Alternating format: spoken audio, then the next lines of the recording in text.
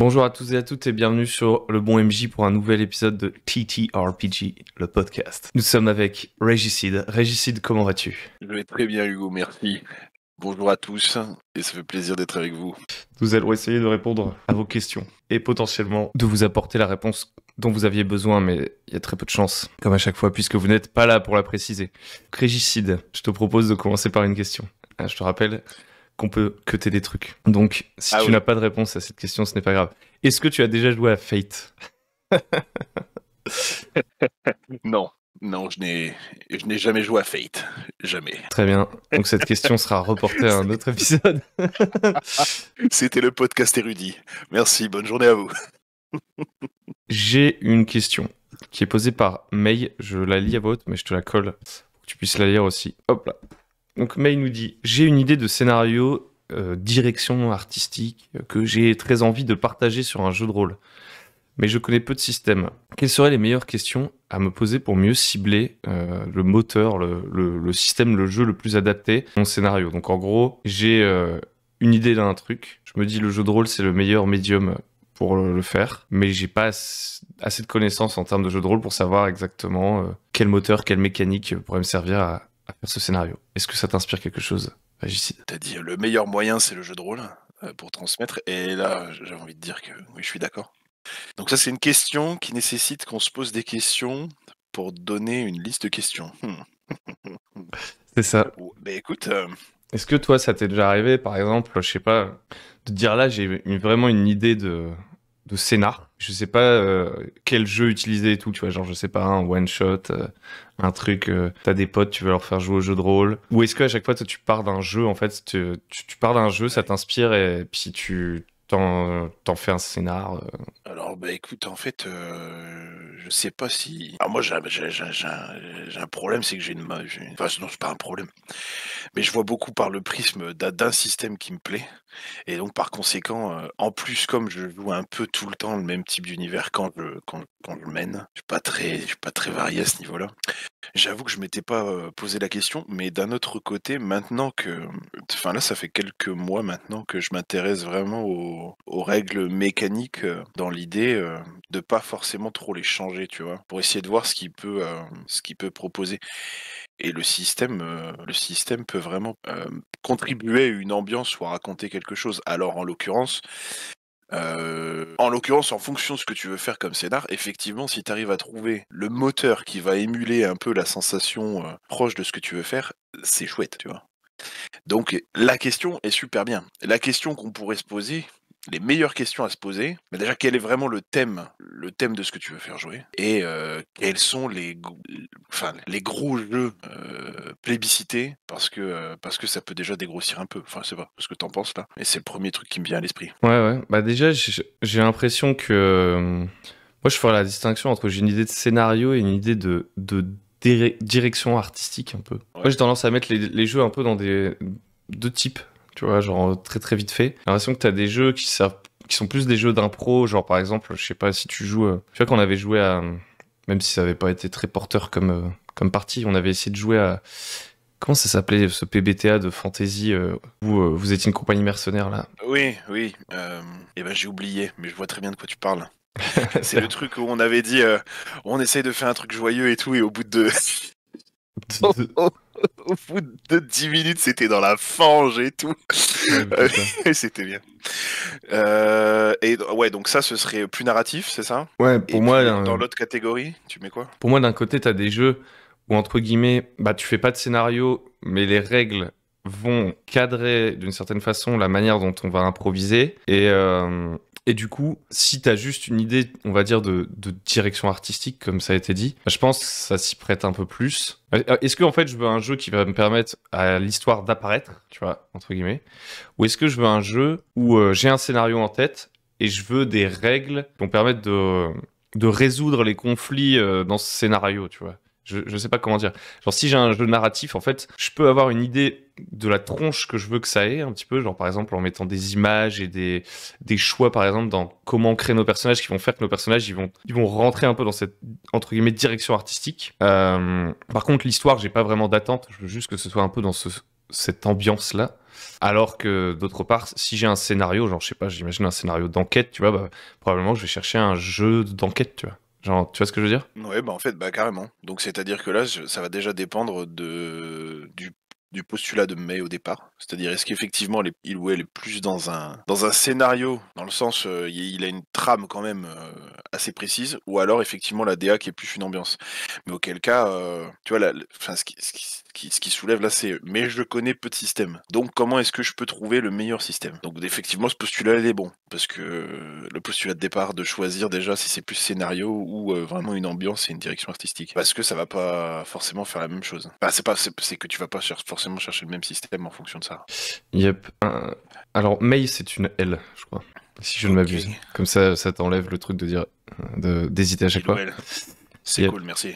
Donc ça, c'est fait déjà, tu vois. Enchanté, May. Et ouais, et après, je pense, il y a ces deux choses-là. Il y a, est-ce que c'est un jeu où on fait pop une histoire un peu de nulle part, ou est-ce que c'est un scénario et j'ai besoin de mécanique pour scénario, et après, comme tu disais, bien sûr, il y a le thème. Je pense si par exemple je cherchais un jeu, si j'ai une idée de jeu d'enquête, donc de scénario d'enquête, ensuite je vais probablement chercher par genre, personnellement, genre les années 20, là, Cthulhu, machin truc. Après, il y a, je sais pas, il y a Gumshoe, Cthulhu, Dark, machin truc. En fait, je pense, je vais essayer d'identifier, on va dire, des mots-clés, en fait, qui me semblent correspondre au schmilblick que j'essaie de faire, quoi.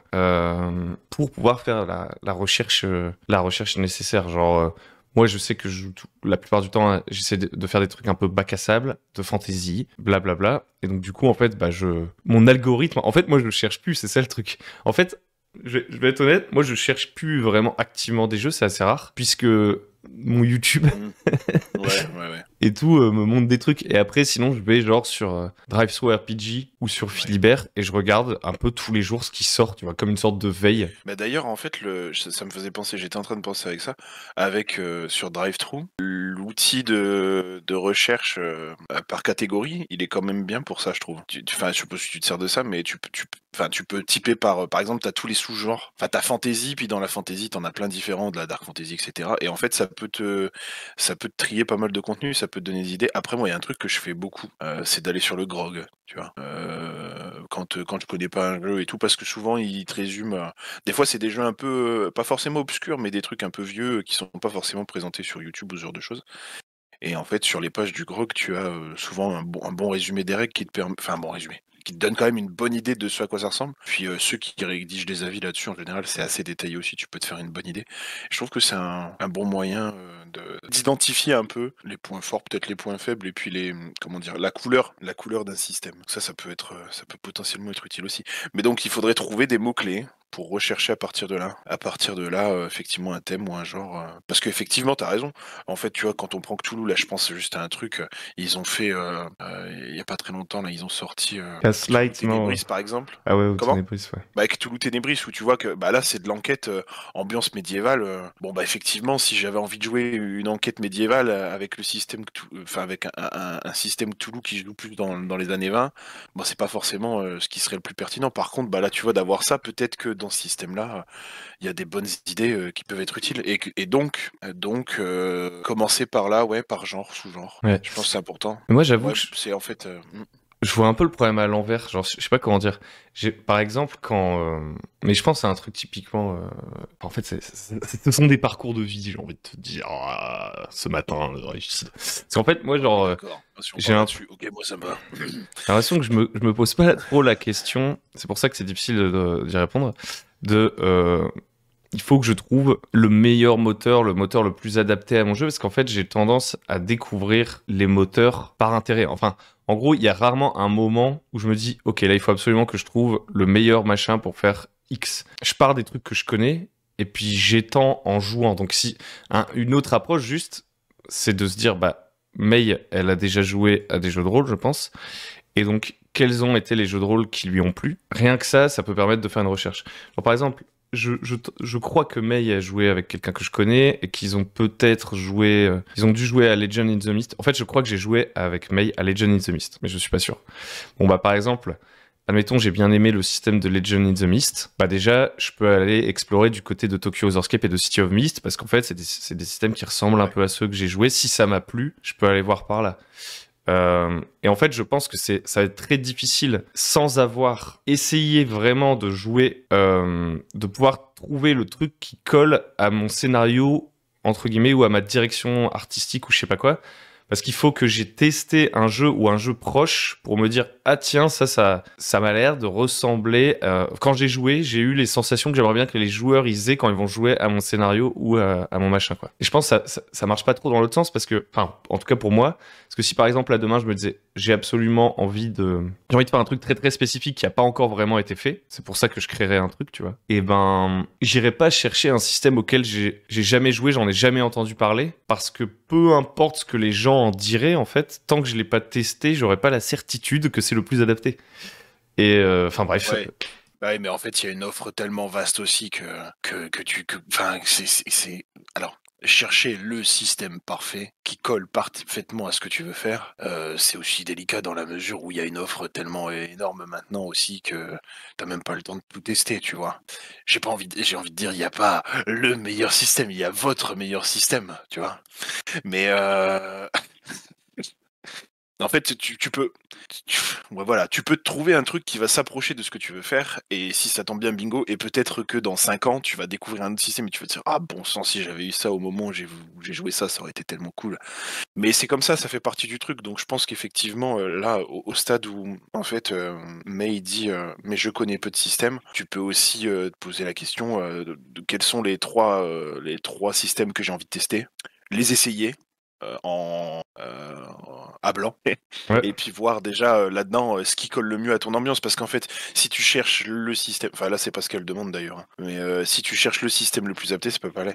Il y a un truc qui me venait à l'idée aussi, peut-être que tu peux te poser la question, quel est le jeu de rôle dans mes recherches avec les illustrations qui me parlent le plus par rapport à ce que je veux faire, parce que des fois tu sais les illustrations elles peuvent donner vraiment une patte forte à un jeu ou elles transmettent vachement bien une ambiance des fois je trouve, et peut-être que parmi les je sais pas ouais, tu vois fais une liste de jeux là se rapproche de ton thème, qui se rapproche de ce que tu veux raconter, et puis choisis celui avec des illustrations Ouais, je suis qui te d'accord. parlent.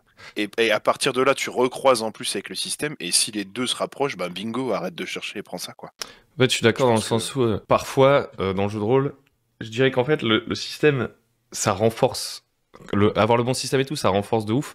Mais déjà de base, et en fait c'est marrant que le terme utilisé c'est soit direction artistique. Je dirais que tu peux prendre, ce sera pas forcément le plus adapté, mais il y a des systèmes qui sont génériques. Donc, par exemple, t'as Savage World pour faire des trucs un peu pulp, t'as le basic role-playing system, là, le décent, compétences machin, qui, je sais pas, peut-être donne une sorte de sentiment un peu de verisimilitude, genre de verisimilitude, où, je sais pas, j'ai plein de compétences, mon personnage il est un peu détaillé, t'as D&D qui colle un petit peu, qui se veut un peu fluide, un peu ça part dans tous les sens. Enfin, tu vois, t'as un peu on va dire des gros systèmes génériques qui ont été pompés, repompés, tordus, même si j'entends bien que c'est pas forcément les systèmes les plus adaptés et que souvent les jeux qui se disent génériques et qui veulent tout faire, c'est pas forcément ceux qui font le mieux tout, c'est pas grave en fait. Parce que souvent c'est un argument tu vois qu'on entend, c'est non moi je veux le système qui permet exactement d'émuler ce machin etc etc. Mais en fait tu peux jouer avec je sais pas moi la Savage World dans plein d'univers différents, peut-être qu'il sera pas parfait à chaque endroit etc. Ça veut pas dire qu'il va être nul partout. Tester des systèmes génériques pour avoir une sorte de référentiel. Ouais, en vrai, je trouve que c'est pas mal. Moi, j'ai joué à pas mal de systèmes génériques pour les accoler à mes trucs que j'ai fait, mes petits scénarios, machin. Genre, je sais pas, je dois faire un scénario vite fait avec des potes. Pour Noël, je crois, j'avais fait un scénario de Noël. Boum, j'avais pris un scénario de Noël Savage World. Hop, c'était il y a quelques années. Bon, bah, c'était peut-être pas la pépite de game design, je sais pas quoi, mais ça fait le taf. Et une fois que t'as testé pas mal de jeux, c'est là que tu commences à faire la différence entre ces jeux. Parce qu'en fait, pour développer une sorte de, comme disait Coco dans, dans un épisode précédent, une sorte de palais, tu vois. Genre, oui, c'est vrai. être un peu un œnologue du JDR, il faut Exactement. avoir différentes expériences. Sinon, Goûtez, voyez que c'est bon. donc, et du coup, moi je pense, si effectivement tu as une sorte de DA en tête, tu peux prendre dans l'absolu n'importe quel système générique.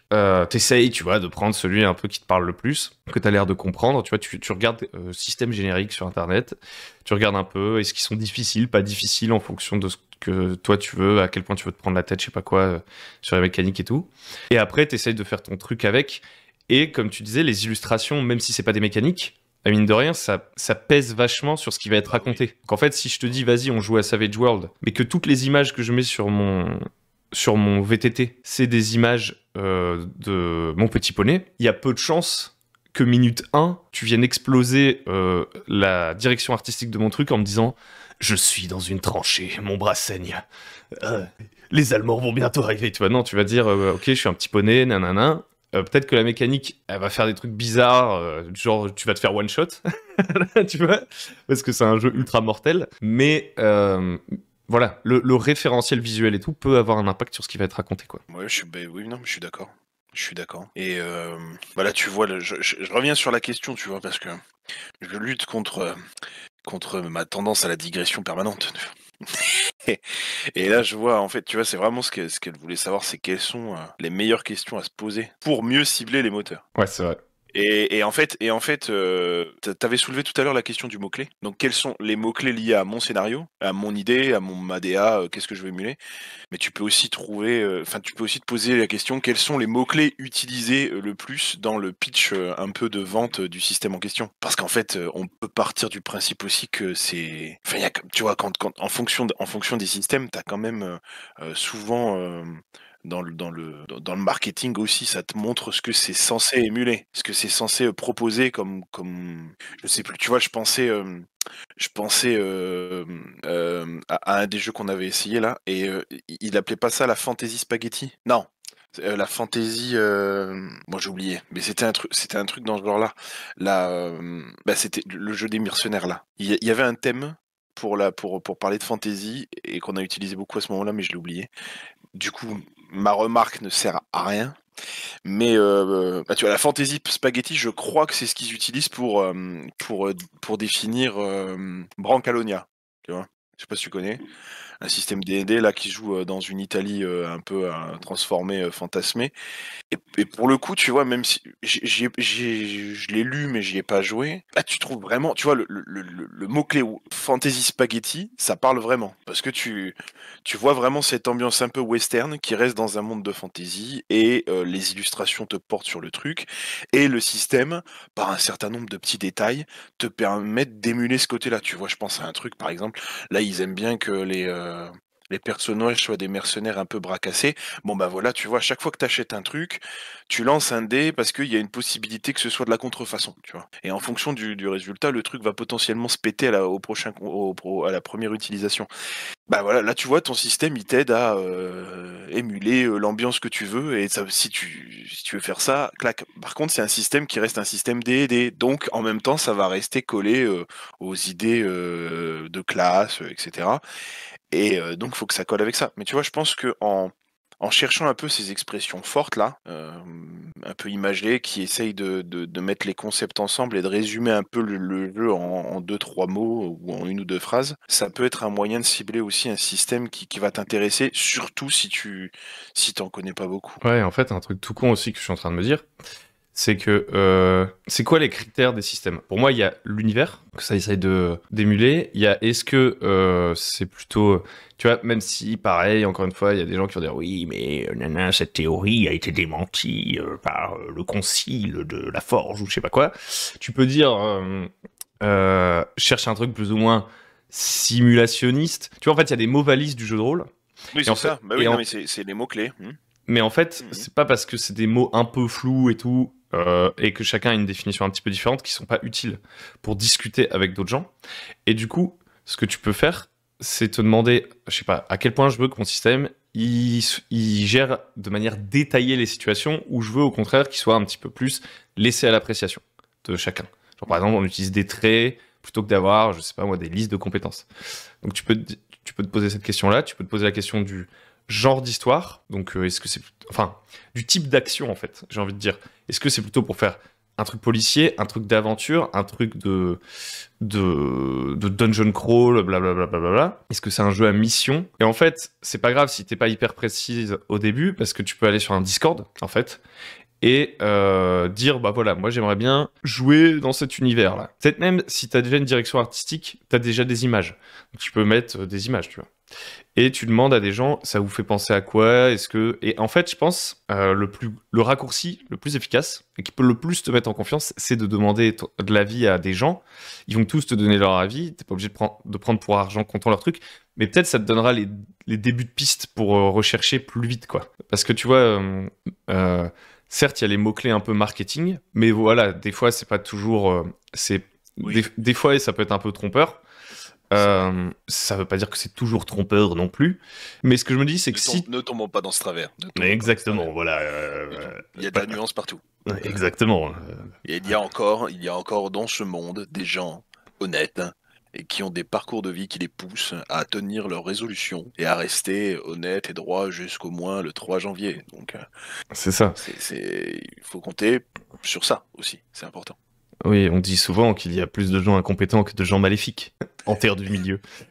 Mais en, en gros, je pense poser des questions aux gens, c'est pas l'assurance que tu vas trouver ton truc, mais plus de chances que ce soit des gens qui aient testé le jeu.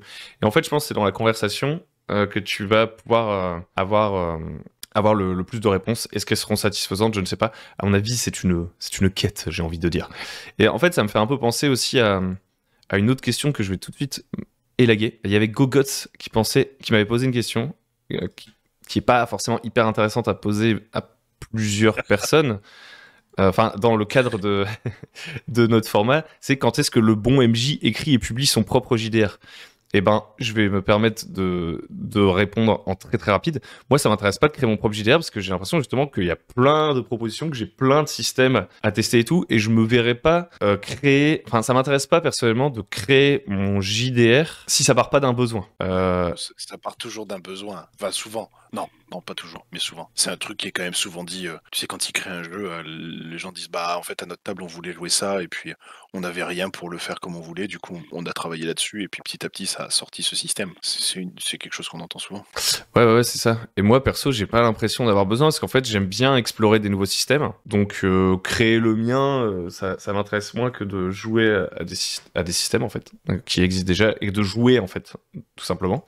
Et du coup, moi, ce que je me dis aussi, ouais, c'est que si t'as envie de créer un scénar, etc., tu peux le passer dans le filtre de plusieurs systèmes différents. Et comme ça, en fait, tu fais d'une pierre deux coups, quoi. Tu joues plusieurs systèmes, tu dis, ah, celui-là j'aime bien, celui-là j'aime pas. Et ton scénar, tu l'essayes de différentes manières et tout. Et peut-être qu'à un moment, tu te diras, ah, ça c'est parfait, je sais pas, tu vois. Mais ça, c'est une bonne idée en fait aussi, de jouer ton scénario avec trois systèmes différents. J'aime bien le 3 hein, parce que je sais plus trop pourquoi, mais c'est important. Ouais, c'est très La important, plénitude, sûr. ce genre de truc. Mais et en fait, après, tu vas te rendre compte qu'en général, il est probable que ce que tu préfères, ce soit lié à un thème fort, tu vois.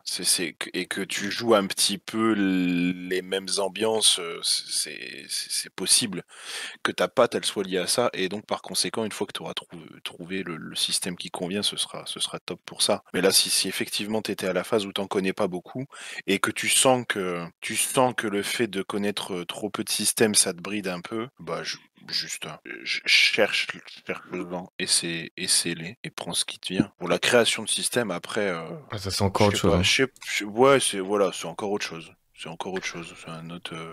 Après, moi, si je me mets en mode, j'ai une idée de scénario ultra précise en tête, etc. Tout dépend. Si le but c'est de publier, etc., c'est encore une fois pas la même chose. Mais si c'est vraiment genre, j'ai une idée, j'ai envie de le faire jouer, je vais d'abord, en fait, ce que je vais faire généralement, c'est que je vais aller voir dans ce que je connais. Je vais prendre ce qui y ressemble le plus et je vais faire jouer ça. Et probablement, si c'est juste pour jouer un scénario, qu'un de mes critères de sélection, ça va être la facilité avec laquelle je vais pouvoir me replonger dans ce système. Parce que je connais des systèmes plus ou moins simples et tout. Et genre, si vraiment demain, je dois faire jouer un petit scénario, je sais pas quoi, que j'ai réfléchi en 2-2, bah, je vais prendre un truc genre 2D6 plus bullshit. Enfin, genre vraiment, je vais me dire, vas-y, vous avez 4 compétences notées sur 6, vous jetez un D6, vous devez faire plus que votre compétence pour réussir. Parce qu'en fait, si l'enjeu, c'est de jouer une petite partie là vite vite fait. Je vais pas me prendre maxi la tête. Si je me dis j'ai envie de jouer une campagne, là je vais commencer à me poser plus la question. Donc je pense qu'il y a aussi l'histoire de l'ambition un peu de ce qu'on essaye de faire. Mais je te propose qu'on referme la question et puis au pire, May, si on n'a pas bien répondu, et ben moi ce que je te conseille c'est de poser la question sur les Discord et les machins dans lesquels tu es. Et au pire de réécrire une question pour préciser cette question.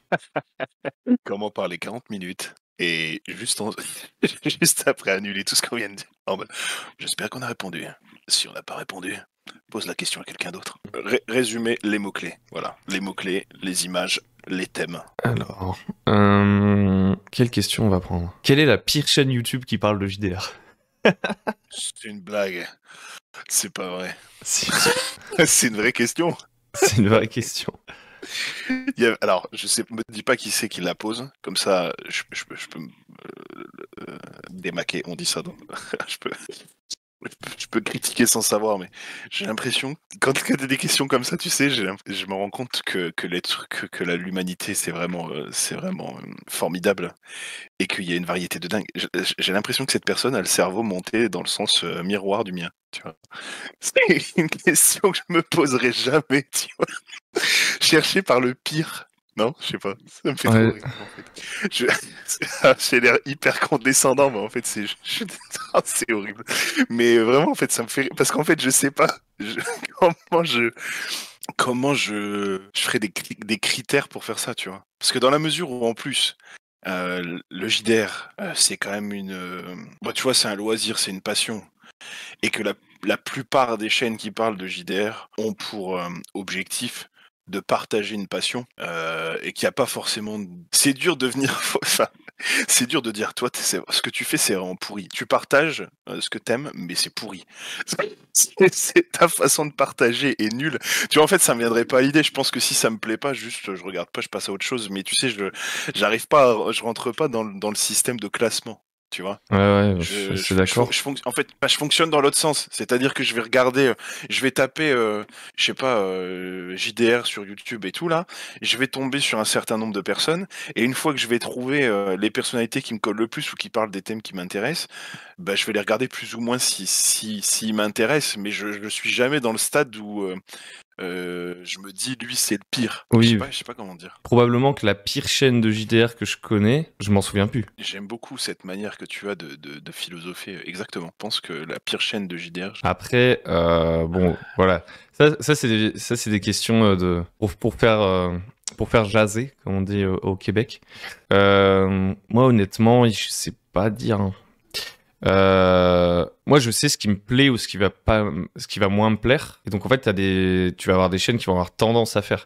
Par exemple, moi, en ce moment, je regarde plus trop des chaînes, on va dire, qui essayent de couvrir toute l'actualité, par exemple. Tu vois, genre, je regarde plus trop des reviews de chaque jeu qui sortent et tout. Mais en fait, il y a des moments où je regardais, quoi. Je pense. Oui, mais ça veut pas dire que c'est pas bon, en plus. Oui, non. C'est pas, mais j'essaie de répondre à la question. En fait, le pire. À ma manière, tu vois. Mais oui, je comprends.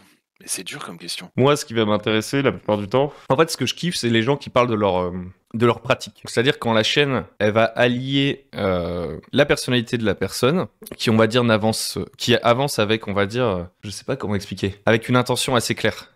Genre, c'est-à-dire, par exemple, je sais pas, il y a un YouTuber, je sais même pas te dire son nom. C'est ça qui est horrible en plus sur YouTube, c'est qu'il y a tellement de chaînes que des fois, il y a des mecs, je vois la miniature, je clique, je regarde, je sais même pas ce que c'est le nom du type. Moi, je regarde beaucoup de chaînes YouTube américaines, et par exemple, il y a des mecs qui ils se concentrent beaucoup sur le bac à sable. Et donc, moi, comme le bac à sable, ça m'intéresse, et que c'est un de leurs thèmes récurrents, j'ai l'impression que leur chaîne, elle va m'apporter beaucoup plus qu'une sorte de chaîne, on va dire, généraliste, qui va, en gros, toutes les semaines, sortir un sujet un peu random, genre 5 manières de faire des personnages, tu vois. Enfin, en fait, il y en a tellement des chaînes comme ça qui vont se noyer. Pour moi, elles se mélangent toutes et il y a un peu un côté copycat. Genre, elles font toutes un peu la même chose avec un tout petit peu de nuances. Et je vais pas pouvoir vraiment les suivre toutes. Et ça va pas forcément beaucoup me captiver parce que je vais avoir l'impression que c'est un peu redondant. Donc moi, ce que je vais bien aimer, c'est quand la chaîne que je vais regarder, j'arrive à dire comment la personne elle joue, les jeux qui l'intéressent et que ça s'inscrit, pas forcément qu'elle fait tout le temps la même chose, tu vois, mais qu'en gros, il va y avoir une période où elle va explorer un truc, je sais pas comment expliquer. Alors que si je sens que la chaîne elle va juste sortir une vidéo pour sortir une vidéo et que ça va être des thèmes en, je vais dire, chat GPT-esque, tu vois. Genre, qu'est-ce que je pourrais faire comme vidéo sur le jeu de rôle? Oh, bah, tu pourrais parler des PNJ. Oh, bah, vas-y, je vais faire une vidéo sur les PNJ. Enfin, tu vois, genre, je sais pas comment dire. C'est pas très précis, hein, ce Oui, que oui, j'en non, fais. mais j'ai compris. Ce serait un truc. En fait, la pire, c'est celle qui a pas d'âme, quoi. Ouais, voilà, La il y chaîne, a... c'est celle qui va être. J'étais en train de réfléchir en même temps que tu parlais, tu vois. J'essayais de définir ce qui serait pour moi le pire. Et c'est celle qui a pas d'âme. C'est celle qui a pas d'âme, où tu sens que la personne qui est face à toi, pour peu que ce soit pas comment dire, un hologramme contrôlé par Des rois sorciers. des forces maléfiques. De l'intelligence artificielle ou que sais-je. Le pire, ouais, voilà, ce serait la chaîne où il n'y a pas d'âme, où il n'y a pas même pas forcément d'identité, mais au moins le plaisir de faire les choses un peu bien avec, quelles que soient les compétences, quoi. Quelles que soient les compétences et l'aisance de la personne qui propose, tu vois. Ouais. Je pense que c'est ça ma réponse. Après, en Et jeu de là, j'ai à rôle, l'idée, tu sais, bah ouais, mais tu vois, il y et en a donc en beaucoup. fait, Je suis d'accord avec toi, ce que tu disais au début, j'ai l'impression qu'en jeu de rôle, il y en a pas trop. Tu vois, par exemple, en jeu de rôle, j'ai pas encore croisé trop de vidéos générées par intelligence artificielle, tu vois. ouais, alors moi j'avoue, enfin, ouais, non, mais je sais pas, je suis pas un pro pour les reconnaître non plus, mais de toute façon c'est un peu vide, tu le sens. Mais c'est pas, je sais pas comment dire parce que même des sujets un peu bateaux, il y a des gens qui arrivent à les rendre intéressants parce qu'ils y mettent aussi leur âme, quoi. Et leur pratique et leur expérience et ça en fait ça reste chouette. Je pense que c'est plus, tu vois, vraiment l'archétype de pour moi ce qui serait un peu le pire, ce serait tu vois une chaîne qui serait créée pour vendre un jeu en étant à moitié malhonnête dessus parce que ça le présente comme le jeu révolutionnaire qui change le monde et qui est trop génial et qui fait tout et etc. Et qui en plus propose un contenu nul quoi, tu vois. Le pire ce serait ça, voilà. Et donc en fait, je pense que c'est relativement rare quoi. Et si tu tombes dessus, bah c'est la toute puissance de l'internet. Tu cliques sur la croix rouge. Après, il y a des trends un peu qu'il y a eu, genre, qui étaient relous. Genre, par exemple, à un moment, toutes les chaînes, elles faisaient toutes leurs vidéos pour démonter Wizard of the Coast par rapport aux affaires Donjons et Dragons, machin Oui, truc. ouais. Et Bah, j'avoue que moi, ça me fatigue. En fait, j'aime bien quand la chaîne, tu vois, elle joue pas la méta, tu vois. Genre, juste, le mec, il fait oui, ce qu'il a le envie. truc Ouais, oui. qu'il fait kiffer. Tu sens que c'est pas un automatisme. D'ailleurs, avant même qu'on commence à enregistrer cette vidéo, c'était marrant parce que tu disais, au début, je me disais que ton format où tu réponds aux questions, ça allait être un format qui me fait chier, etc. Parce Exactement. que c'était le format de j'ai pas d'idée. Et en vrai, Bah, il y a un je peu de trouve, ça. bah alors c'est ça en fait. Si je précise ce que j'ai dit, j'ai toujours en fait. Après, je suis très critique aussi. Il faut que je travaille ça, mais je sais pas tu vois, j'ai vraiment l'impression que des fois c'est proposé en mode, bah là j'ai pas d'idée, donc posez vos questions puis je verrai ce que je fais. Tu vois, c'est un peu, tu sais, un peu la vidéo de genre, j'ai l'habitude de sortir une vidéo par semaine, et au lieu de dire cette semaine j'ai pas d'idée, les gens font ça et parfois c'est creux, tu vois. Il y a des facts super intéressantes dans la façon dont c'est fait. Et il y a parfois c'est presque abrutissant, tu vois. Et là, je disais que le fait qu'il y ait de l'interaction avec des gens qui sont différents, qui viennent de parcours très différents, qui sont dans la manière dont ils présentent les choses, c'est varié, c'est super agréable. Et en plus, tu vois, il n'y a pas 60 questions à laquelle tu réponds en 2 secondes, histoire de faire marrer tout le monde, tu vois. Les questions sont posées par la commu. Il y a des questions qui en plus parfois sont quand même super pertinentes et super propices à la réflexion. Et ça rend l'émission agréable à écouter, je trouve. Et je reviens sur sur l'avis sur la, comment dire, l'appréhension que j'avais de base. Voilà. Et justement, parce que c'est intéressant que tu aies dit ça, parce que, effectivement, genre, tu as raison.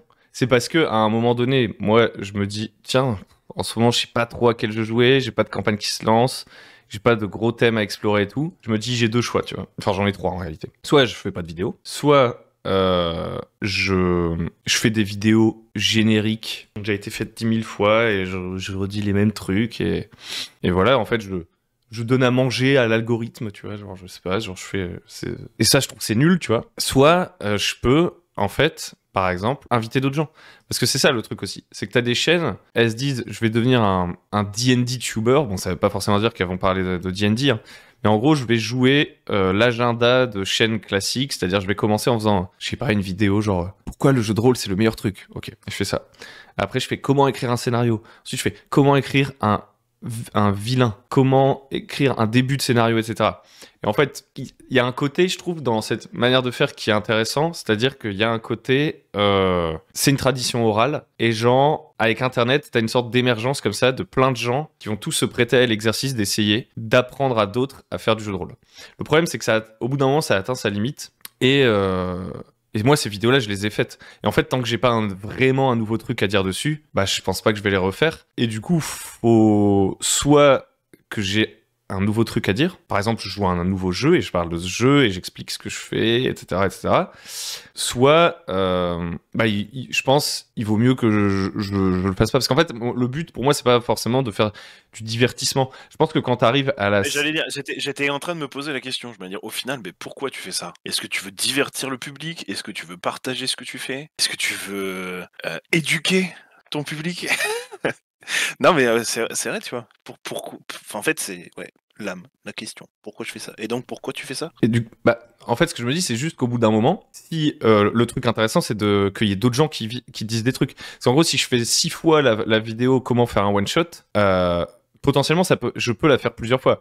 Mais il faut qu'il y ait un gros changement de paradigme dans ma manière de préparer un one-shot. Donc j'ai vraiment un truc très très différent à dire. Et si c'est pour me répéter, en fait, ça me fait chier. Et c'est pour ça qu'en fait, je pense qu'inviter des autres gens, c'est pas mal, tu vois. Parce que, genre, moi, là, je me dis, je peux me creuser la tête pendant 250 ans. J'ai pas l'impression d'avoir un truc à partager. Alors qu'en prenant les questions des gens et en faisant répondre différentes personnes à des questions où parfois il y a des redondances, hein, en fait, tu vois. Genre, mais en fait, comme t'as pas la même personne, ben ça élargit vraiment le champ, tu vois, t'explores des nouveaux trucs plutôt que de jouer la méta et de faire un 3 millième top 5, tu vois. Non, mais c'est clair, mais enfin, après, voilà, encore une fois, hein, la question c'était quelle est la pire? et la pire, c'est celle qui fait l'inverse de ce que font les gens qui ont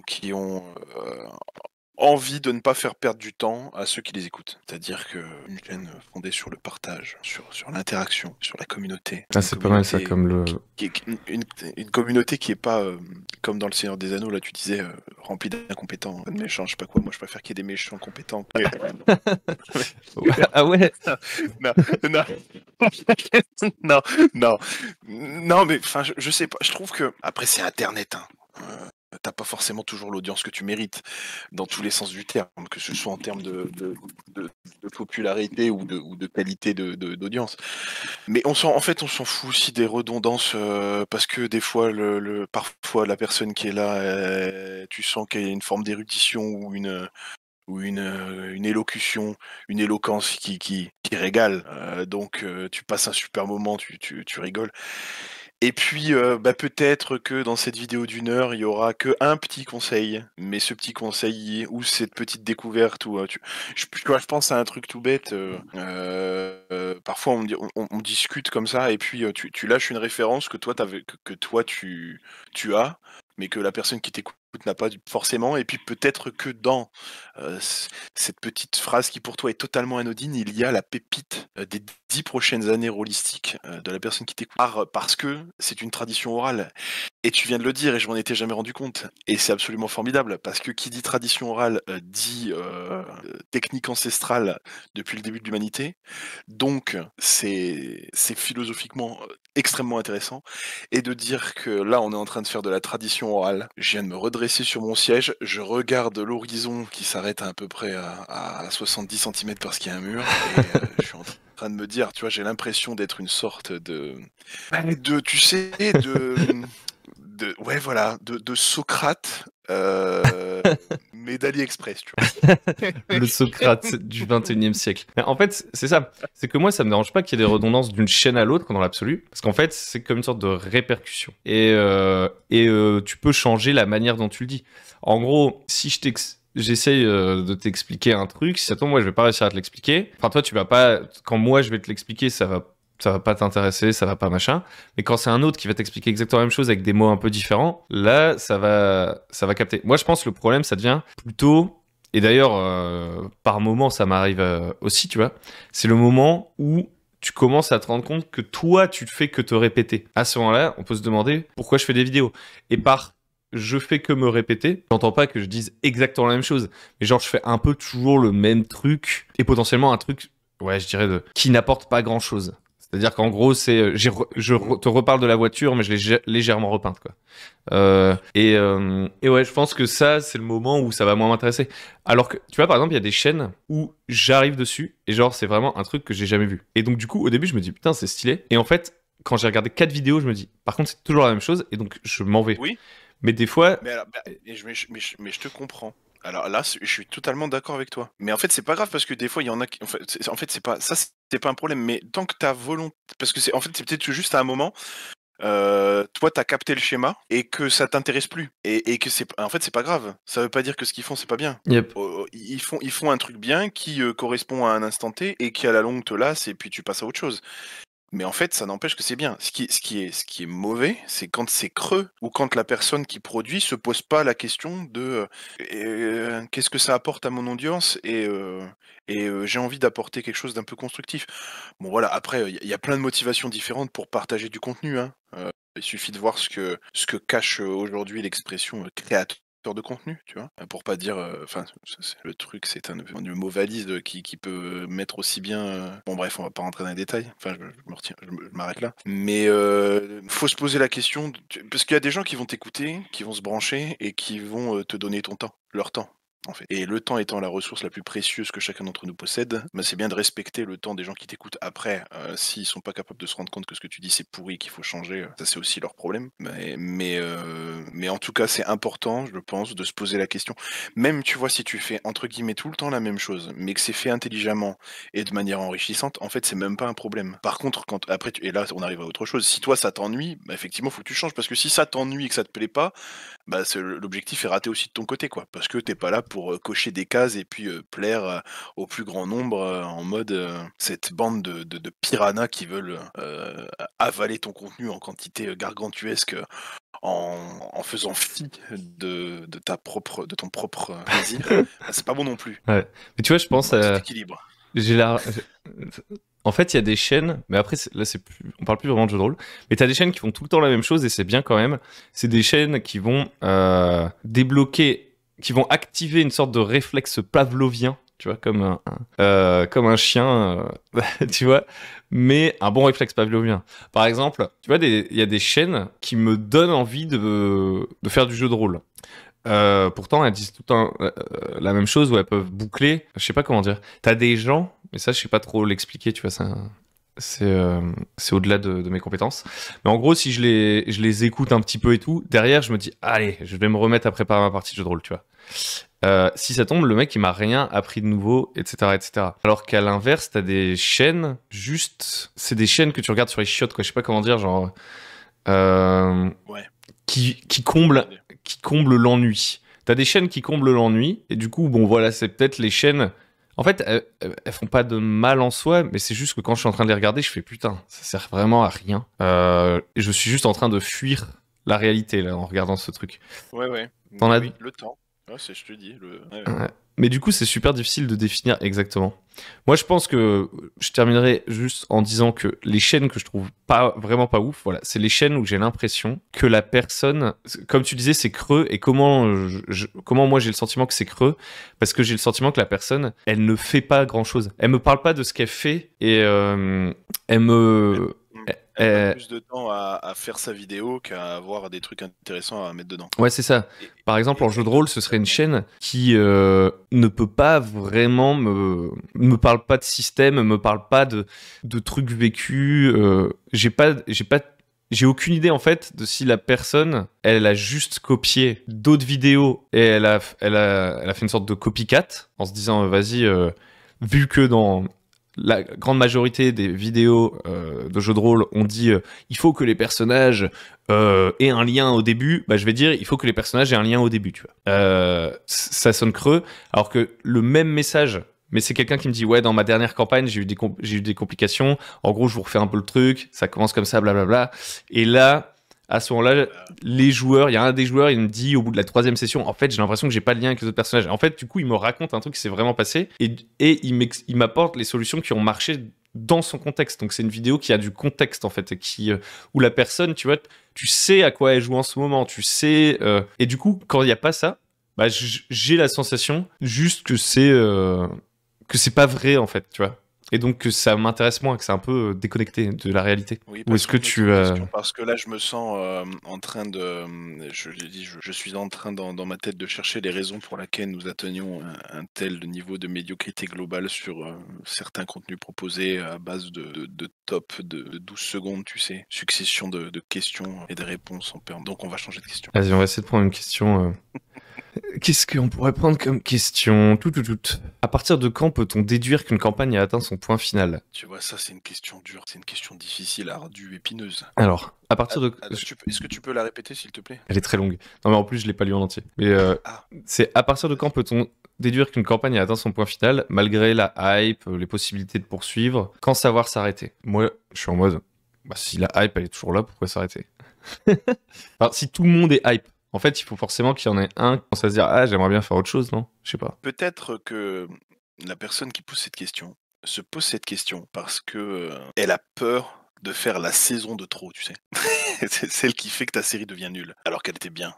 Ou alors parce qu'elle a entendu qu'il fallait qu'à un moment la campagne s'arrête. Mais en fait, je suis assez d'accord avec toi, c'est-à-dire... En fait, je sais pas toi, moi je. Je crois que j'imagine jamais une campagne avec une fin. Je crois que j'ai beaucoup de mal à faire ça. Parce qu'en fait, de toute façon, on n'arrive pratiquement jamais au point que j'avais imaginé parce qu'il se passe trop de choses avant.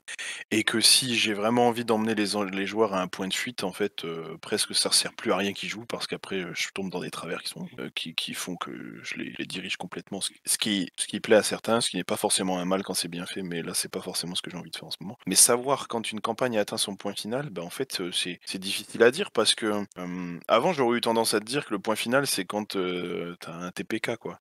Si tout le monde est mort et qu'on n'a plus envie de redémarrer, bon, ben voilà. Mais j'ai envie de dire, maintenant, il y a des. Enfin, c'est pas maintenant, mais tu peux très bien être sur une campagne qui a tellement été plaisante et qui a tellement qui a bien présenté les enjeux et l'univers et tout, que tu peux avoir envie de continuer malgré la disparition complète du groupe et que ce soit pas mauvais. Et donc, quand est-ce que tu peux déduire que ta campagne a atteint un point final quand plus personne autour de la table n'a envie d'y jouer, en fait? Peut-être, je sais pas. Parce que c'est pareil, le côté, je vais l'arrêter parce que ce sera, le meilleur moment narratif et tout. Déjà, c'est hyper subjectif. Que toi, tu décides de l'arrêter maintenant, c'est peut-être chouette pour toi, mais peut-être qu'il y a 3 personnes autour de la table qui sont frustrées et qui auraient aimé continuer. Il y en a peut-être une autre qui avait envie d'arrêter il y a 5 sessions. C'est hyper délicat, c'est très subjectif. Et donc, tant qu'il y a de la vu qu'il y a la précision quand même, le sous-texte qui est hyper intéressant, malgré la hype toujours présente et la possibilité de toujours poursuivre, bah, j'allais envie de dire la même chose que toi, quoi. C'est que si t'as encore envie, t'as encore l'énergie, que tout le monde a envie et que vous pouvez continuer, ben c'est pas le point final encore. Yep, moi Pourquoi se priver d'un truc qui tourne, quoi? Ouais, bah ouais. En fait, je dirais que le fait... Je trouve que c'est intéressant ce que tu disais quand même, parce qu'en fait, ça va teinter la subjectivité. Je suis d'accord, c'est forcément subjectif, ça c'est une première chose. Ce qui peut teinter la subjectivité, c'est comment est-ce que tu vois ta campagne et comment est-ce que tu vois le jeu de rôle. Genre, je me dis, si je vois le jeu de rôle comme l'exercice de faire apparaître une histoire, etc., je sais pas quoi, et ben peut-être que ouais, à un moment, je vais me dire, j'ai peur qu'il y ait la saison de trop. En fait, ça c'est déjà observer sa partie comme une sorte d'objet extérieur. Oui, ou une œuvre d'art ou une œuvre artistique, enfin je sais pas, comme quelque chose qui allait être figé. C'est ça. Et laisser une trace, alors qu'en fait, elle laisserait une trace que dans tes souvenirs, puisque à moins que tu publies, ce qui est quand même relativement rare enfin, si on prend toutes les parties qui sont jouées, toutes celles qui ont des revues de parties ou je sais pas quoi, il n'en restera pas grand-chose au final. Il en restera tes souvenirs et même dans tes souvenirs, il reste quoi, 5 minutes par partie, parce que tu joues 4 heures. Ton cerveau, il a pas la place de stock et tout, quoi. Donc tu joueras 4 heures, il en restera pas grand chose. Et donc. Mais après, sa question elle est vachement intéressante. Excuse-moi, je t'ai coupé, je te laisse finir parce que. Mais la deuxième partie de la question, elle soulève des belles choses. Non, t'inquiète. T'as raison. Si par exemple c'est un actual play, peut-être qu'il y a un moment. Mais en fait, c'est pas pareil parce qu'encore une fois, il y a un observateur extérieur, etc., etc.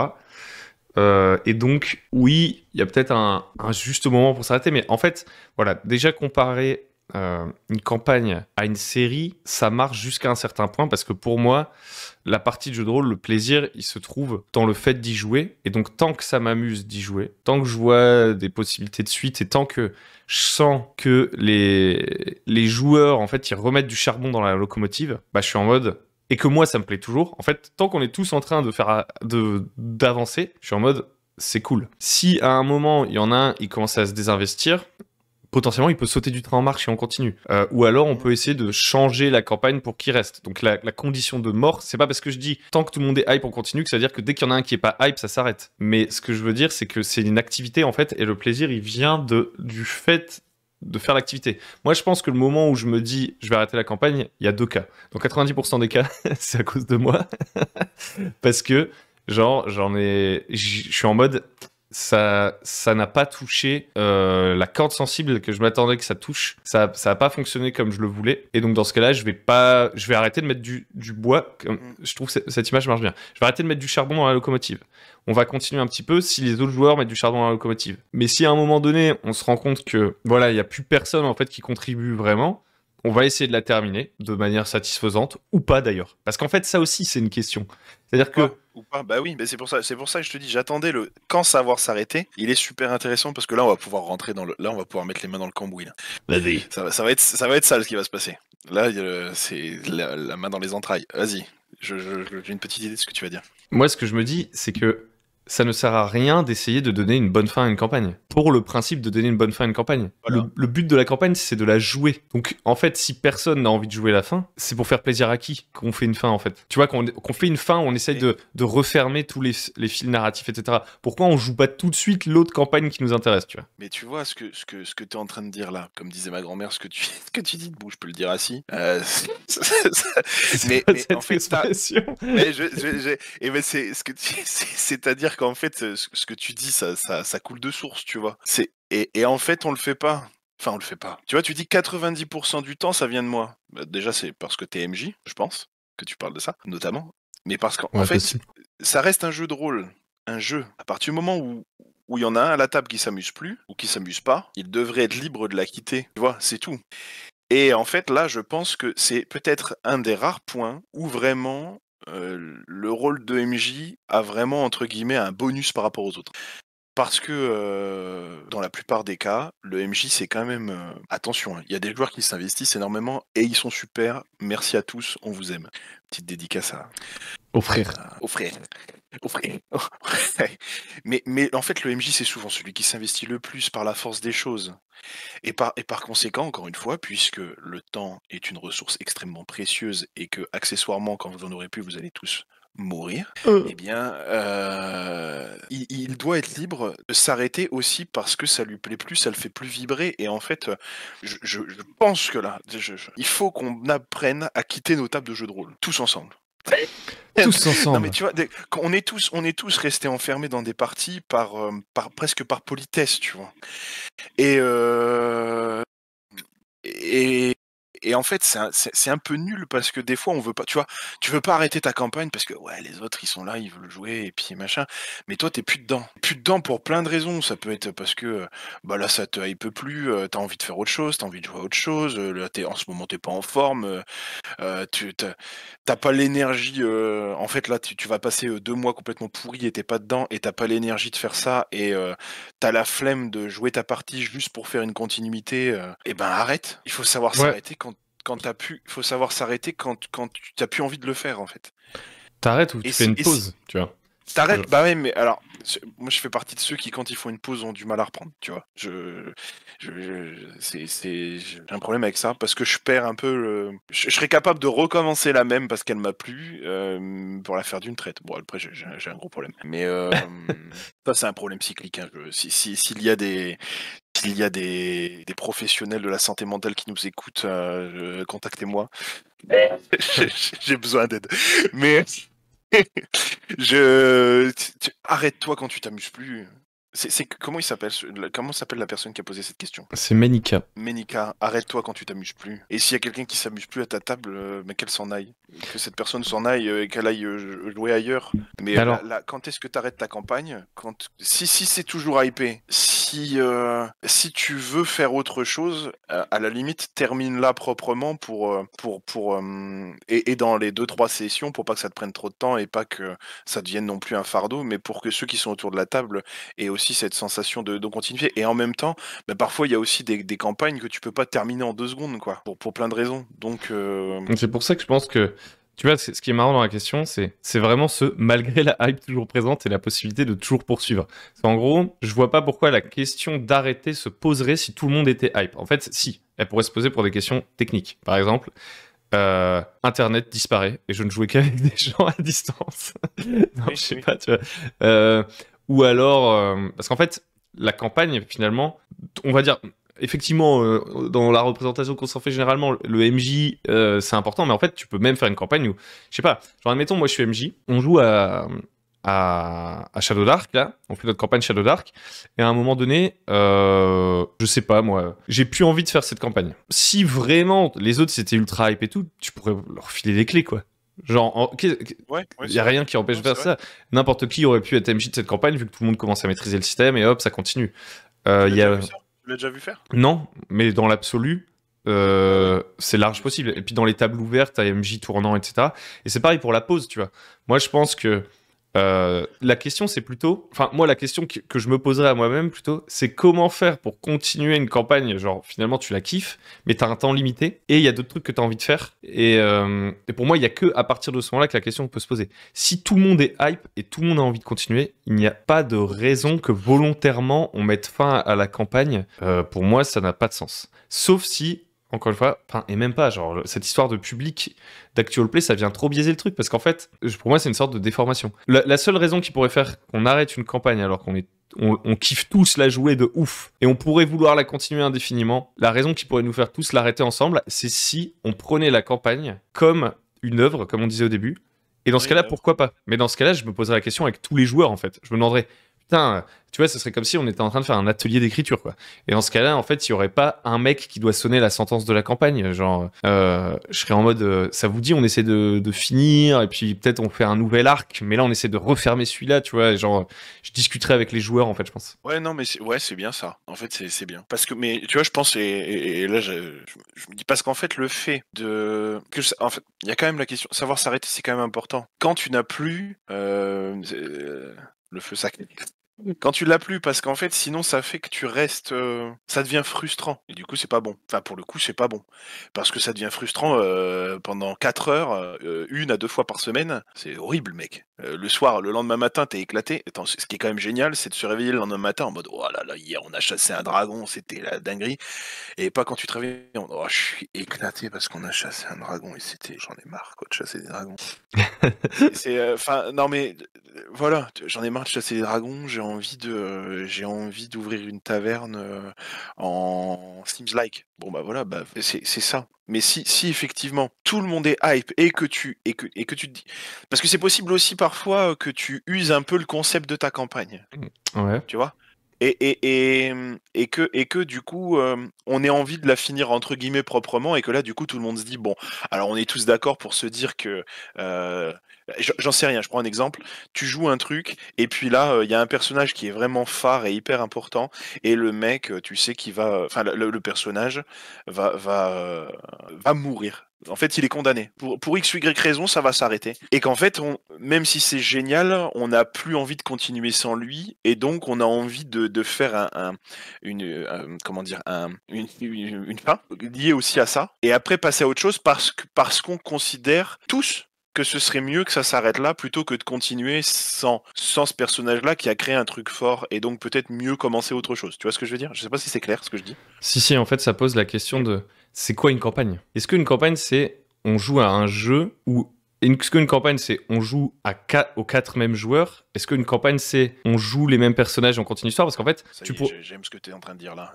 Tu vois, c'est là quand je dis que c'est intelligent et que philosophiquement c'est super. parce Vas-y, qu'en vas-y. gros, tu vois, tu te dis, Là, on commence à arriver un petit peu au bout de mon inspiration en tant que MJ, où moi j'arrive au bout de mon personnage, etc. Est-ce que ça veut dire que dès qu'il y a un des facteurs... En fait, quels sont les facteurs clés d'une campagne? Pour moi, les facteurs clés d'une campagne, rien que ça, c'est flou. C'est-à-dire que si on joue... Là, en ce moment, on joue à 3 avec JD. Admettons, JD, il s'en va. Bah, la campagne, elle n'est pas forcément finie. Peut-être qu'il y a un autre joueur qui arrive. Admettons, on en a marre du système, mais l'univers, d'une certaine manière, on a envie de continuer à l'explorer, donc on change de système. Bah, c'est toujours la même campagne. Qu'est-ce qui ferait que c'est pas la même campagne, tu vois? À quel moment on peut se dire la campagne est morte?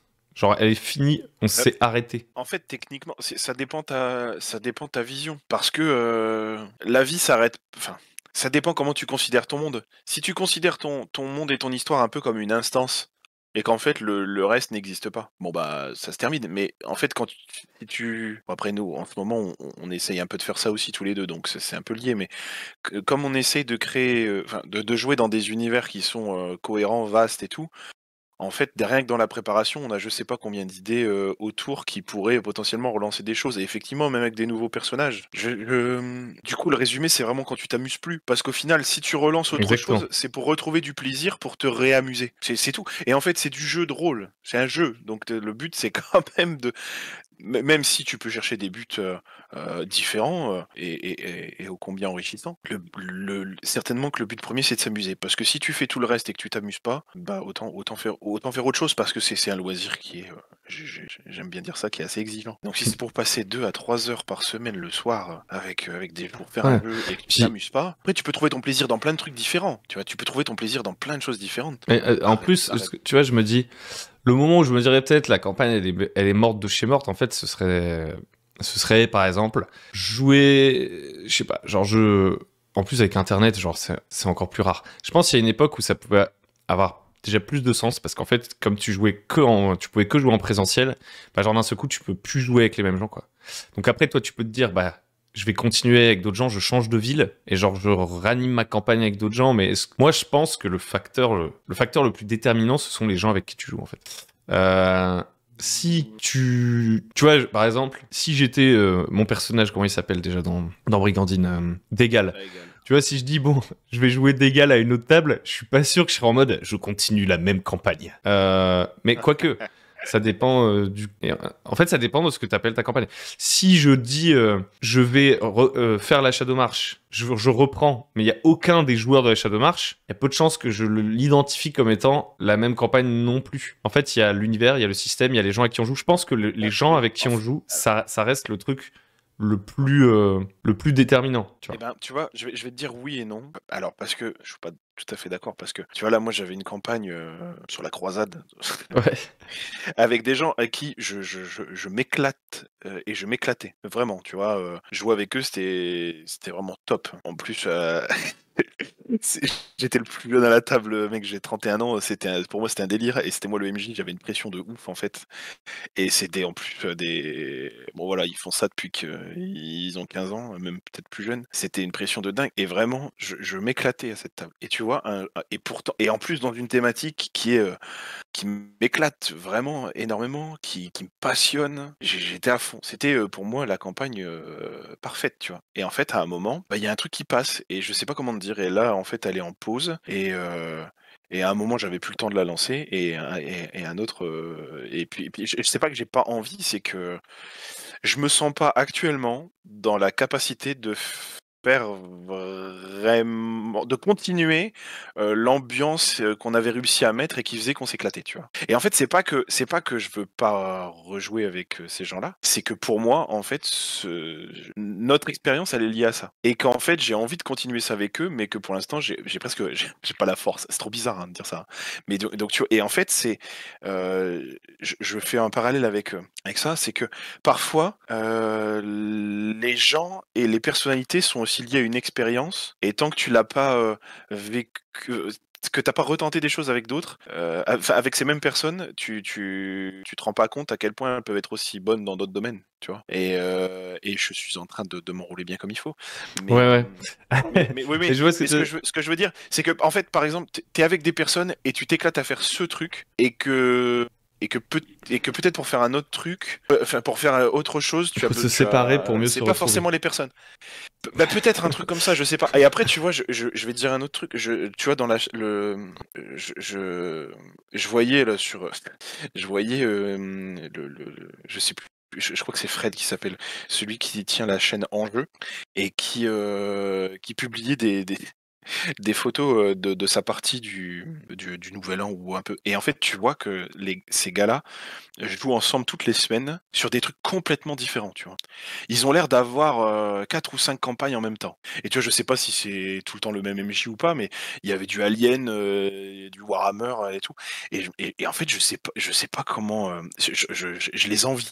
Et je les envie de réussir comme ça à mélanger autant de trucs en restant tous ensemble. Et tu vois vraiment que là, pour eux, campagne, c'est à la fois, je pense, hein, après je parle en leur nom, pour les gens qui jouent comme ça, la campagne, c'est autant ce qui se passe à la table dans l'univers que le fait de se retrouver tous les samedis avec ces gens-là, tu vois. C'est ce que tu disais en fait. La campagne, c'est le mélange des deux. C'est à la fois dans IRL et à la fois dans la partie. Et donc, en fonction de ce que ça veut dire pour toi la campagne, c'est ce que tu disais philosophiquement, hein, qu'est-ce que c'est une campagne? Ben, à partir de là, ça change aussi la réponse que tu dois donner. Moi, je pense que il y a quand tu t'amuses plus ou quand pour des raisons très variées, c'est plus le moment. Tu vois, et qu'il faut pas non plus avoir à s'excuser en permanence d'arrêter une partie ou de la mettre en pause parce que ça reste un jeu en fait. Je sais pas comment dire, tu vois.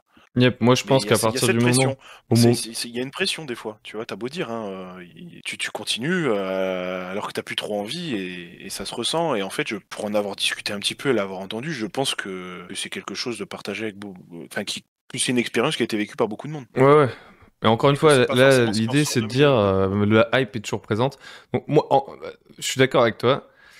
Je pense dans la question par campagne, elle entendait genre c'est une même histoire. Hein, Oui. Alors, oui, d'accord. Et dans ce cas-là, je pense que tant que la hype est toujours présente, la possibilité de toujours poursuivre, en fait, la question ne se poserait pas si on n'avait pas l'impression qu'on arrivait au bout de l'histoire. Voilà. Pour moi, c'est entre guillemets une fausse question. Mais tu nous diras, Manika. En fait, c'est prendre la question à l'envers. Tu vois, c'est comme je regardais une vidéo sur le cinéma. C'était le fossoyeur de film. Et il disait, en gros, il parlait du fait que tu avais un podcast qui parle de montage et de cinéma. Il disait que dans House of Dragons, le problème, c'est qu'il n'y a pas assez de changement de plan, etc. Donc c'est une vidéo du fossoyeur de film. Il dit c'est pas assez rapide, il n'y a pas assez de rythme. Et en fait, c'est intéressant. Souvent, on se pose la question à l'envers. C'est-à-dire que si je suis un méga technicien du jeu de rôle, ou je sais pas quoi, peut-être que, ou que je suis en train de te faire de parler de narration, oui, peut-être que je vais te dire, il y a des bons moyens peut-être de finir une histoire, et des moments où finir une histoire, ça marche moins bien, etc. etc. En fait, la question initialement qu'il faut se poser, il faut toujours aller de manière rétroactive. C'est-à-dire que pourquoi je réfléchis à une histoire? Et genre, pourquoi il y aurait la question de comment je finis une campagne? Est-ce que c'est une vraie question? Attends, faudrait que je retrouve. C'est quoi? Je vais mettre pause pour retrouver exactement ce qu'il avait dit. Pourquoi ça bouge peu? Comme on a dit plusieurs fois sur cette chaîne, la question, ça devrait être avant toute chose, pourquoi ça devrait bouger? Ah, ça c'est beau. Ok, donc en gros, la question qui était posée, c'est il y a un mec qui dit pourquoi ça bouge peu House of Dragons, et lui il dit mais la question c'est pourquoi ça devrait bouger. Et en fait, si on se pose la question pourquoi ça bouge peu, c'est parce qu'aujourd'hui, YouTube nous a appris que un plan ça devait changer toutes les 3 minutes pour la rétention. Ou tu vois, en fait, il y a des codes qui vont se développer à Hollywood, etc. sur comment est-ce qu'on va découper un film, etc. La question c'est pourquoi ça devrait bouger. Parce qu'en gros, les gars disaient, ouais, dans les dialogues entre personnages dans House of Dragons, il n'y a pas assez de changement de plan, il n'y a pas assez de trucs qui se passent dans le fond, il n'y a pas assez la caméra qui tourne, etc., etc. Et en fait, tous ces trucs-là, ce sont des questions cognitives, en fait. C'est pour garder l'attention de la personne. Mais en fait, si ça ne raconte rien, t'es pas obligé de te poser cette question. C'est-à-dire que si je suis dans un dialogue et que finalement, en gros, parfois on pense à des contraintes qu'on considère comme acquises, mais qui n'en sont pas vraiment. Et je pense vraiment que se demander quand est-ce que je dois terminer ma campagne alors qu'on kiffe tous y jouer, qu'on a tous envie de continuer, ça n'a pas de sens. Voilà. J'arrive. Ouais, mais si je te dis, c'est peut-être parce qu'elle a entendu, la personne a entendu que il fallait savoir Mais tu vois, là, en fait, Exactement. c'est ça. Quand savoir s'arrêter. Il faut savoir s'arrêter avant que ça périclite. Mais en réalité, il y a que dans les. En fait, il y a que dans une œuvre réfléchie que tu fais ça. Exactement. Il y a Parce que que quand dans t'as la un vraie vie, livrable. mais dans la vraie vie, ça n'arrive pas, tu sais. C'est comme, en fait, je sais pas comment dire, mais Mais tu- c'est comme un jeu de rôle, c'est- tu c'est- vois. Je reprends encore la question. Il y avait quelqu'un qui disait pourquoi tu fais pas ton jeu? Parce qu'en fait, faire son jeu et le publier, qu'est-ce que c'est? T'avais besoin d'un jeu. Tu te dis, vas-y, je vais créer un jeu. Et tous les mecs qui écrivent des livres, etc., grosso modo, ils disent le mot, enfin, pas tous, mais ils disent le moment où le film y sort, le moment où mon livre y sort, c'est pas le moment où je considère l'avoir terminé. C'est le moment où j'arrête de le changer. Il n'y a que quand tu vois comme un objet extérieur ta campagne que tu te dis là c'est le moment d'arrêter. Tu vois, parce que tu dis finir avant que ça périclite, mais moi je suis en mode pas forcément. Si tu vois le truc comme une activité, tu peux te dire j'en fais tant que ça me plaît. Exactement, mais c'est ça, mais en fait c'est ça. Et tu trouveras toujours un moyen de la clôturer proprement si tu veux le faire. Et si tu veux pas le faire, en fait c'est pas grave. Même si, enfin, c'est toujours un peu frustrant quand ça périclite. Au fond, en fait c'est pas grave. Alors vraiment, ça peut être décevant un petit peu. Ouais, en fait, Ne retiendront et ne se fixeront là-dessus que les mauvais joueurs en fait. Parce que si à un moment le MJ peut pas continuer, il a sûrement ses raisons, c'est tout quoi, tu vois. Et donc bah à partir du moment où tout le monde a encore envie et tout le monde peut, parce qu'on peut aussi, il y a aussi attention hein, même si on peut jouer en distanciel et tout, il y a aussi des changements de vie qui font que enfin quand t'es inscrit à la salle de sport, que ta vie change, tu commences pas à aller t'excuser toutes les semaines depuis y aller quoi. Tu ouais, vois c'est ça. C'est ça. en fait, c'est juste ça. Peut-être que tu reprendras après, mais t'es pas là. Et pourtant, tu peux avoir un coach, tu peux avoir des gens avec qui t'es impliqué. Et voilà, en fait. À partir du moment où là, c'est un jeu, c'est pas une compète, qu'il n'y a pas des enjeux de ouf. Ok, les autres s'investissent et il faut respecter ça. Et c'est tout à fait normal. Mais pour moi, le MJ, il a un joker enfin, il a un MJ où il peut se permettre d'arrêter. Et tant que ça roule, tu t'arrêtes pas. Et si à un moment, t'as envie de l'arrêter parce que tout le monde trouve ça cool de l'arrêter comme ça, pour redémarrer autre chose ou pas, et ben vous trouverez un moyen tous ensemble. Et je pense que le fait d'en parler collégialement, comme tu le disais tout à l'heure, c'est un très bon moyen. Ouais, je pense aussi que des fois, tu sais, il y a des gens, ils disent ah putain, je suis trop déçu parce qu'il y avait une campagne de ouf qu'on jouait il y a quelques années et elle s'est arrêtée. Mais, parce qu'on s'est séparés. Beaucoup ces gens-là. Mais Et en fait, ce que je me dis, c'est que une excellente campagne, que tu l'aies finie ou pas, elle va te manquer. Donc en fait, c'est pas parce que je vais déménager et je dis vas-y, on fait la fin, que quand je vais arriver dans ma nouvelle ville et que je peux plus continuer à jouer, que je vais me dire c'est bon, en fait, ça c'est bien fini, tu vois. Enfin, moi, ça me touche pas à ce point-là. Après, c'est peut-être chacun verra midi à sa porte. Moi, je suis en mode une campagne qui était trop cool, même si elle a fini un peu moins bien que etc. Ce qui me manque, c'est le souvenir du moment où c'était trop bien, en fait. C'est pas le fait qu'elle se soit pas finie. Tu vois, genre, la Shadow March, la fin, c'est pas la fin de fou, genre, tu vois, c'est pas genre, putain, le film a retourné le plot twist final, tu vois, genre, ça s'est juste fini tranquillement. Et en fait, j'en garde un très très bon souvenir. Et je pense que j'ai pas de regret de campagne non finie. En fait, je peux avoir le regret d'une campagne non finie, mais parce que j'ai envie de la continuer. Et donc, en fait, je pense qu'on a vraiment bien fait le tour de la question, parce que tant que la hype est toujours présente et la possibilité de toujours poursuivre est là, et la possibilité, c'est vrai que la possibilité de toujours poursuivre, tu peux le voir aussi comme la possibilité matérielle de toujours poursuivre. Donc c'est-à-dire qu'en plus, je peux continuer à jouer, je vais pas déménager et tout. Donc en fait, juste joue, tu vois. Ouais, c'est ça. Ouais. Non, mais vraiment, ne nous laissons pas formater par Hollywood, par l'industrie hollywoodienne, exactement. Parce qu'en fait, c'est pas ce qu'on fait. Hein. Ça peut être inspirant. On peut s'inspirer de choses qui sortent de là. Mais c'est pas une fin en soi, parce qu'en fait, c'est pas du tout ce qu'on fait. Et ne nous bridons pas avec ça, mes amis. Ne nous bridons pas. Je pense que c'est un cahier des charges. Tu pourrais te dire, éventuellement, l'autre réponse à ça, ce serait quand savoir s'arrêter, quand, et ben ce serait quand on trouve que narrativement c'est le plus stylé. Mais dans ce cas-là, ça veut dire qu'en fait, c'est une question qui se pose à la table, qu'on a tous, on est tous en train de jouer pour créer l'histoire la plus stylée possible. Et peut-être même que, tu vois, genre, tu joues à un story game, tu sais, où tu tires des cartes, et à chaque fois avec la carte, tu peux prolonger l'histoire et tout. Bah, peut-être que c'est un des buts du jeu de faire une belle fin. Et dans ce cas-là, tu peux dire ah putain, on l'a pas bien fini. Mais pour moi, c'est la seule raison. Voilà. Ouais, parce qu'en plus, si jamais tu ratais, entre guillemets, ton moment pour faire une bonne fin, et qu'après tu continues et que c'est un peu moins bien, honnêtement, c'est pas un truc qui va te frustrer très longtemps. Tu vas vite oublier. Quand tu feras exprès d'y repenser, ça reviendra, mais tu vas vite oublier que ça aurait dû finir avant. Tu vois, tu te concentreras sur ce qui était cool, et donc l'objectif sera atteint. Alright. Eh ben, je pense qu'on est pas mal. pense qu'on est Ouais, pas je mal. pense aussi. Si tu m'autorises, puisque je suis sur les ondes, et que j'ai toujours rêvé de faire ça, je vais faire une dédicace à... Tu m'autorises? À ta mère, vas-y, allons-y. Alors, j'ai toujours trouvé ça un peu nul de dédicacer quelque chose à quelqu'un qui l'écoutera pas. Mais maman, je peux pas ne pas te dédicacer cette vidéo. C'est ce podcast. Maman, du coup, je t'aime aussi, papa. Et du coup, j'aime aussi tous mes frères et sœurs parce que sinon, ils vont me défoncer. Et puis, mais non, mais je dédicace mes digressions d'aujourd'hui à Jérémy, Laurent, Pierre et David, que j'aime bien.